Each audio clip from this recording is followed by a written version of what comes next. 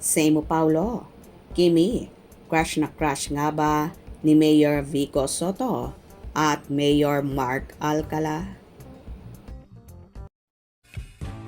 I'm overheated, can hardly sleep at night, doing crazy dreaming.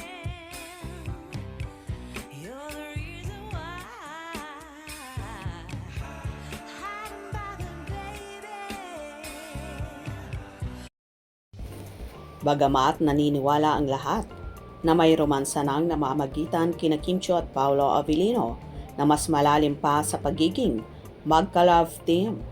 Ibinahagi ng isang netizens ang kwento tungkol sa isang politiko na labis na humahanga sa nasabing Chinita Princess. Sa isang blind item, chika ng netizen sa kanyang ex-media post. Ikinuwento nito na napalingon daw umano sa paghanga ang politiko na makita raw nito si Kim na walang make-up.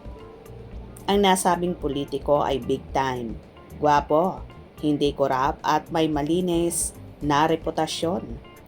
Big time politician na gwapo, tapat, matapang, malinis, hindi korap at maganda ang reputation. Nalabis ang paghanga sa ating at Prinsesa Chinita dahil sa kanyang taglay na kagandahan, especially daw pag walang make-up. Napapalingon daw ito at mas lalo siyang humanga dito dahil sa ugali. Siyempre, sinang-ayunan naman ito ng mga solid ni Kim. Yes, maganda naman talaga si Kimi kahit no make-up. Kahit yung boss ko, lagi niyang sinasabi na pretty si Kimi pag no makeup at sobrang bait. Kaya crush niya si Kimi. Punta siya sa Canada, support kay Kimi. Ibinida naman ng isang fanay ang kanyang politician boss na sobra ang pagka-inlove kay Kimi. Same with my boss na politician. Grabe ang pagka-inlove niya kay Kim. Nakita niya daw sa airport at nagulat siya kasi mas maganda daw sa personal. Lumitaw ang pangalan ni Pasig City Mayor Vico Soto nang magtanong ang isang netizen sa mas malinaw na pagkakakilanlan sa politiko. Is it Vico Soto? Tell me please in PM. Lumitaw rin noon ang pangalan ni Lucena Mayor Mark Alcala na umano'y nagtangkang manligaw kay Kimi pero nabasted ito.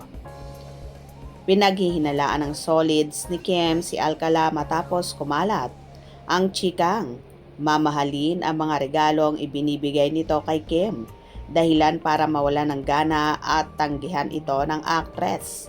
Sumulpot ang chika ilang taon na ang nakakaraan bago pa na-link si Alcala kay Catherine Bernardo na sinasabi umanong karelasyon ngayon ng box office queen.